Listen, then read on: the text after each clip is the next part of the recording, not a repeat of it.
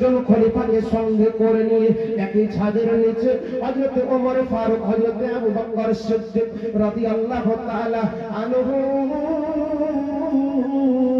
মদিনার মাটিতে আরাম করেছেন। বাবা হাজী সাহেবগণ, সম্মানিত হাজী সাহেবগণ, আবু বকরের মাজার জিয়ারত, ওমর ফারুকের মাজার শরীফের জিয়ারত, রাসূল পাকের রওজায়ে আকদাসের জিয়ারত করেছেন। জোরে বলুন সুবহানাল্লাহ।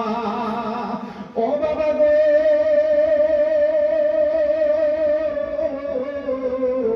মাজার কারা মানবে কারা মানবে না এতটুকু বলবো। মাজার অনেকে আপনার মধ্যে প্রশ্ন আছে, আপনি মাজার মানবেন কি মানবেন না, কাজটা করবেন কি করবেন না। কান খুলে শুনে যান, আজ রাতের বেলা 1 এপ্রিলে বলে যায় আব্বা জানেরাও, বড় কোনো কথা নয়। আজকে আপনি হারুন ফাকি রহমাতুল্লাহ আলাইহি মানেন আর না মানেন, মাহবুব শাহ রহমাতুল্লাহ আলাইহি মানেন আর না মানেন, শাহ আরাউল পান্ডি রহমাতুল্লাহ আলাইহি মাজার সরজমিনে আরাম করছেন, মানেন আর না মানেন। আব্বা জানেন একটু উপরে গেলে পরে খলিফায়ে রাশিদিন মাজারের ভিতরে আরাম করছেন, তাকে তো মানতেই হবে। তাদেরকে যদি না মানা যায় মুসলমান হওয়া যাবে না, মুসলমান হওয়া যাবে না। তাহলে বাবা মুসলমান হওয়ার আগে আগে মাজারওয়ালাকে মানতে হবে। আমার নবী মুস্তাফার মাজার আছে গো, আমার সাহাবায়ে কেরামদের মাজার আছে। যারা সাহাবায়ে কেরামদের পক্ষে লড়াই করে নিজের জীবন দিয়েছে বাবা, তারা তাদেরও মাজার আছে। যারা শহীদ হয়ে গেছে আমার আল্লাহ রাব্বুল আলামিন তাদেরও মাজার করে দিয়েছেন। ওগো বাবাজি, একটা কথা মাথায় রাখবেন বাবা গো, আল্লাহর হুকুম ছাড়া গাছের একটা পাতা পর্যন্ত হিলতে পারে না। হাজী সাহেব, আল্লাহর হুকুম ছাড়া নিজের চোখের পলক পর্যন্ত পড়তে পারে না। আমার একটাই উদ্দেশ্য বাবা গো, আজকে যদি আল্লাহর হুকুম ছাড়া গাছের পাতা না হিলতে পারে, আল্লাহর হুকুম ছাড়া কি এত সুন্দর মাজার হয়ে গেছে? তাহলে বোঝা গেল এই মাজার হয়েছে এটা আল্লাহর হুকুম। আল্লাহর হুকুম ছাড়া মাজার হয় না। জোরে বলুন। মাজার কোনো মাতালেরও হয় না, মাজার হয়তো কোরআন ওয়ালারই হয়, মাজার হয়তো হাদিস ওয়ালাই হয়, মাজার হয়তো সুন্নতের রাসূলুল্লাহ পরে যারা কায়েমত কায়েম আছে তাদেরই হয়। জোরে বলুন সুবহানাল্লাহ। আচ্ছা, মাজার তো ইয়াদের হয় যারা নবীকে মেনে নিয়েছে, আল্লাহর ভক্ত যারা, নামাজের ভক্ত যারা, সালাতুল লাইল রাত্রিকার অন্ধকারের নামাজের ভক্ত যারা, তাদের মাজার হয়। মাজার হয় না তাদের, আসল জায়গাতে পৌঁছান। মাজার হয়নি, মাজার হয়নি। একই সঙ্গে মদিনার মাটিতে ঘোরাফেরা করত, একই সঙ্গে মক্কা মদিনার তাওয়াফ করত, মক্কা মদিনায় চলাফেরা করত। নবী মুস্তাফার মাজার হয়েছে, আবু বকর সিদ্দিকের মাজার হয়েছে, Abu Jahl, Utbah, Utaibah, Shaybah, Abu লাহাবের মাজার, তাদের মাজার হয়নি। পরে একটু নিচে আসেন, নবীর নওয়াসা শহীদ আজম ইমামে হুসাইন রাদিয়াল্লাহু তাআলা আনহু, ইমামে হুসাইন পাক রাদিয়াল্লাহু তাআলা আনহু একই সঙ্গে ইরাকের মাটিতে ঘুরেছেন, কিন্তু ইমামে হুসাইন পাকের মাথা মোবারক যেখানে মাথা মোবারকের মাজার হয়েছে, দেহ মোবারক যেখানে দেহ মোবারকের মাজার। একই সঙ্গে কারবালার মাটিতে লড়াই হলো, হুসেন পক্ষেরও শহীদ হয়েছে, আর ইজিদ পক্ষেরও কাতল হয়েছে। কাতল হয়েছে যারা, তাদের মাজার হয়নি, তাদের কবরের চিহ্ন নাই, কিন্তু হুসেন পক্ষে যারা শহীদ হয়েছে তাদের সকলেরই মাজার হয়ে গেছে।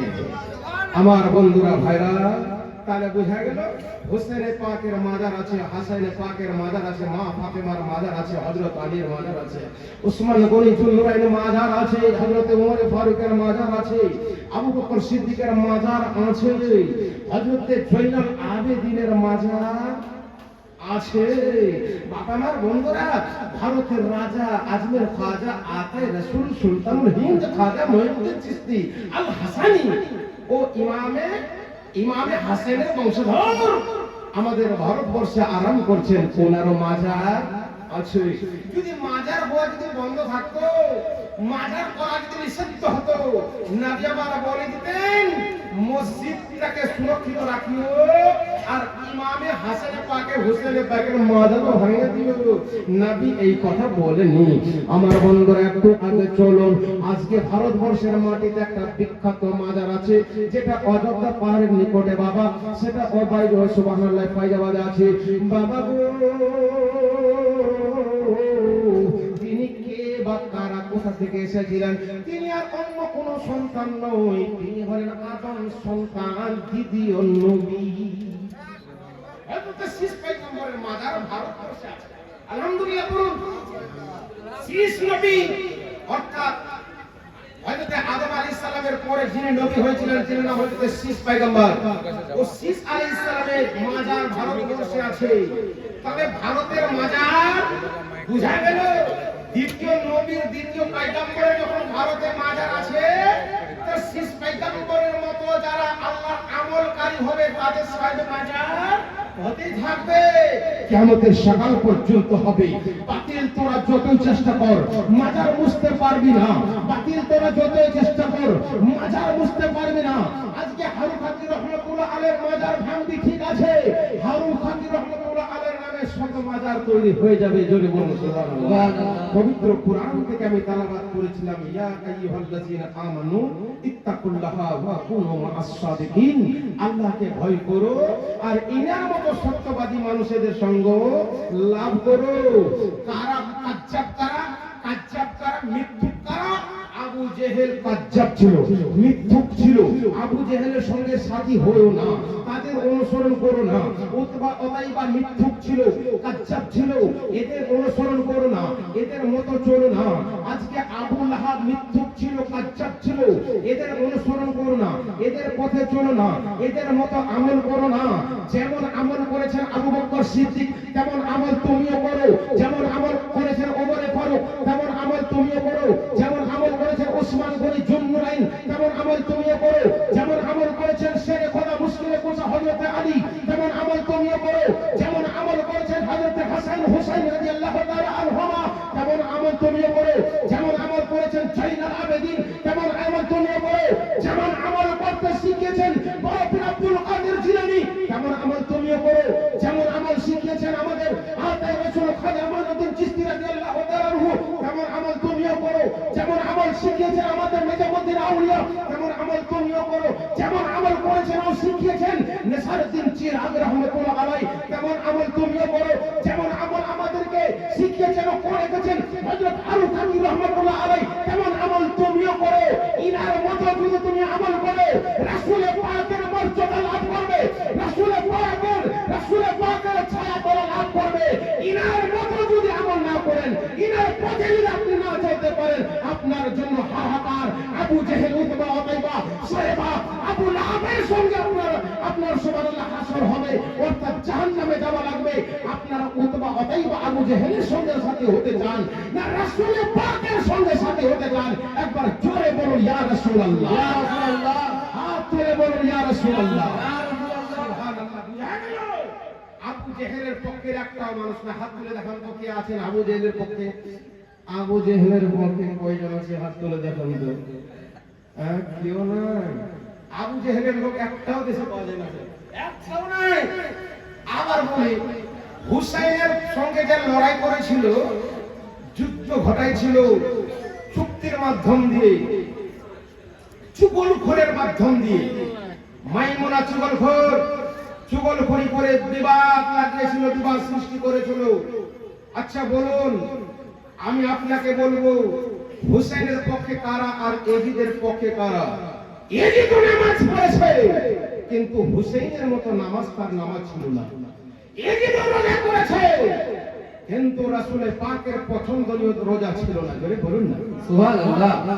নবীর পছন্দনীয় ইবাদত না হলে আল্লাহর দরবারে কবুল হবে না। নামাজিকে দেখে নামাজি মনে করিও না, টুপি আর দাড়ি মাথায় থাকলে পরে মুসলমান মনে করি, ইমানদার মনে করিও না। তার মধ্যে শয়তান ঢোকা থাকতে পারে, অতএব আপনি সাবধান। আমার বন্ধুরা, ভাইরা, কে কোন মাযহাব পালন করে আমি আপনাকে সেটা বলছি না। আপনাকে এটাই শিখতে হবে আবু বকর সিদ্দিক কোন আমল করেছেন, ওমর ফারুক কোন আমল করেছেন, উসমান গনি কোন আমল করেছেন, হযরত আলী কি আমল করেছেন, হযরতে ইমাম হাসান ও হুসাইন কোন আমল করেছেন যে ইনারা জান্নাতের সার্টিফিকেট পেয়ে গেছেন? কি এমন আমল করেছেন যে ইনারা জান্নাতের সার্টিফিকেট পেলেন, আর বাকিরা আর কেউরা জান্নাতের সার্টিফিকেট কেন পেল না? এটুকু আপনাকে চিন্তা ভাবনা করতে হবে। চলুন আসল জায়গাতে আমি এবার পৌঁছাই। পবিত্র কোরআন থেকে আমি তেলাওয়াত করেছিলাম, ওয়াবুদুল্লাহ ওয়ালা তুশরিকু বিহি শাইআ ওয়া বিল ওয়ালিদাইনি ইহসানা। আবার আমাদের নামে একটা মিথ্যা অপবাদ লাগায়। সেটা মিথ্যা অপবাদ কি? যারা বলে যে আমরা নাকি মাজার পূজা করি, সবাই মিলে পড়ুন নাউজুবিল্লাহ। নাউজুবিল্লাহ। আমরা মাজার পূজা করি না, আমরা কবর পূজা করি না, বরং কবর ও মাজারের জিয়ারত করি। আর এই জিয়ারত করা নবী পাকের সুন্নাত, জিয়ারত করা নবী মুস্তাফার সুন্নাত, জিয়ারত করা সাহাবাদের সুন্নাত, জিয়ারত করা আইম্মায়ে মুস্তাহিনদের সুন্নাত, জিয়ারত করা ফাকিহগণের সুন্নাত। জোরে বলুন সুবহানাল্লাহ। জিয়ারত বেশি বেশি করুন। মাজার পূজারী যারা বলবে তার একটা উত্তর দিতে পারবে না, কেবলমাত্র এরকম বকছে, তারা মিথ্যা কথা, তারা কাজ্জাব মিথ্যুক। চলুন সম্মানিত আজিজান, আপনাকে সঠিক জায়গাতে পড়ি। আল্লাহ বলেন তুমি আমার সঙ্গে কাউকে শরীক করো না। আল্লাহ বলেন ওয়াবুদুল্লাহ ওয়ালা তুশরিকু বিহি শাইআ, আমার সঙ্গে কাউকে তুমি শামিল করো না। আল্লাহর সঙ্গে আমরা কাউকে শামিল করি না। এক আল্লাহ হচ্ছেন মহান স্রষ্টা, মহা শক্তিশালী। আল্লাহর মতো শক্তিশালী আর কেউ না। জোরে বলুন না। আল্লাহর সঙ্গে আল্লাহর সমতুল্য শক্তিশালী কেউ হতে পারে না। আল্লাহ রাব্বুল আলামিন আমাদেরকে যেটা শিক্ষা দিয়েছেন আমরা ওটাই আমরা পেয়েছি আলহামদুলিল্লাহ নবীর মাধ্যম দিয়ে। আল্লাহ বলেন ওয়াবুদুল্লাহ ওয়ালা তুশরিকু বিহি শাইআ ওয়া বিল ওয়ালিদাইনি ইহসানা, আল্লাহর সঙ্গে কাউকে তোমরা শামিল করো না। আর আমার তোমরা নিজের পিতামাতার সেবা করতে ভুল করো না। বন্ধুগণ, আমরা পিতামাতার সেবা কেমন করব? আমার আল্লাহ বলে বান্দারে হকুকুল্লাহ হকুকুল ইবাদ, আমার ইবাদত বান্দেগি তোমরা করো। 5 ওয়াক্তের নামাজ পড়ো, রমজান মাসে রোজা রাখো, টাকা থাকলে হজে যাও, টাকা যদি থাকে তুমি যাকাত দাও। বাবা গো, আমাদের 5টা মাধ্যম দিয়ে আমরা ইসলামের 5টা স্তম্ভ, ঈমান, নামাজ ও রোজা, যাকাত আর হজ, 5টা আমাদের বাবা ইসলামের স্তম্ভ। এই 5টার মধ্যে আমরা যারা পরিগণিত, আমরা সকলেই মুসলমান। 5টাকে যদি কেউ অস্বীকার করে বাবা, সে মুসলমান আর থাকবে না। আপনি গরিব মানুষ, আপনি হজ করতে পারবেন না, আপনার জন্য হজ না। আপনি বাবার টাকাওয়ালা মানুষ, আপনার জন্য হজ করতে হবে, আপনাকে যাকাতও দিতে হবে। নামাজ পড়ছেন, যাকাত দেন না, নামাজ পড়ছেন বাবা, হজে যান গেলেন না, আল্লাহর কাছে আপনাকে জবাবদিহি হতে হবে। তার জন্য কোন কবি বলেছেন বাবা, সবাই মিলে আমরা মনে মনে নবী মুস্তাফার জিয়ারতের আশা রাখি। যদি আমরা মনে মনে জিয়ারতের আশা রাখি, আমার আল্লাহ রাব্বুল আলামিন তোমার ভালো কাজ করার নিয়ত করাটাকে আমার আল্লাহ আমল বলে গ্রহণ করে নেয়। ও মাঝি কোথায় যাও, আমারে লইয়া যাও, নবীর লাগে মা কান্দে, নবীর লাগে মন কান্দে। জীবন যাহার লাগে মা খুদি যায়, পাগল হয়েছিলে, জীবন যৌবন ধন আদলে সবই বিলায়া দিলে, তার প্রেমেতি মঞ্জি আমার হল পাগল পারারে। ও মাঝি কোথায় যাও, আমার লইয়া যাও, নবীর লাগে মন কান্দে। সুবহানাল্লাহ বলুন। আজকে আমরা সবাই নবীর দিওয়ানা বাবা, সবাই আমরা এখানে এসেছি। আমার মা বোনেরা খুব সুন্দর করে শুনছেন। আমার মারা ভালো কাজ করবেন তো রাবিয়া বাসারির নামে যেমন আমল করা হচ্ছে, রাবিয়া বাসারির নামে যেমন দোয়া করা হচ্ছে, আপনার নামে দোয়া করা হবে। মা সালেহা হন, আবেদা হন, তাহেরা হন, পবিত্রা হন, দেখবেন আপনার নামে প্রশংসা হবে, আপনার নামে সবাই জগতের দোয়া করবে। আর যদি আপনার চরিত্রতে দাগ থাকে মা, যদি আপনার চরিত্র খারাপ হয়, তাহলে আপনার আগামী দিনটা খুব ক্ষতি হয়ে দাঁড়াবে। তার জন্য আমি আপনাকে বলবো মা, আপনার যেটুকু আমল ততটুকু করুন, আমার আল্লাহ ভালোবাসবে। জগতের সমস্ত সৃষ্টি জগৎ আপনাকে ভালোবাসবে। যারা আল্লাহর হবে, আমার আল্লাহ বলে আমি তাদের হয়ে যাব। যারা আল্লাহর সঙ্গে প্রেম করবে, আমার আল্লাহ বলে আমি তার সঙ্গে মহব্বত করব। আমার আল্লাহ বলে যে আমাকে আপন বানিয়ে নিতে চাই, আমি আল্লাহ তার আপন হয়ে যাব। বলে কেমন আপন? শুননা কোন মুসলমান, হাদিস শরীফের মধ্যে এসেছে, মান কানা লিল্লাহি কানা আল্লাহু লাহু ওয়া কুল্লু শাইইন ইয়ানফাউন নাস। যারা আল্লাহর রাস্তায়, যারা আল্লাহর হয়ে যায়, আমার আল্লাহ তাদের কুদরতি পাওয়ার হয়ে যায়। জোরে বলে সুবহানাল্লাহ।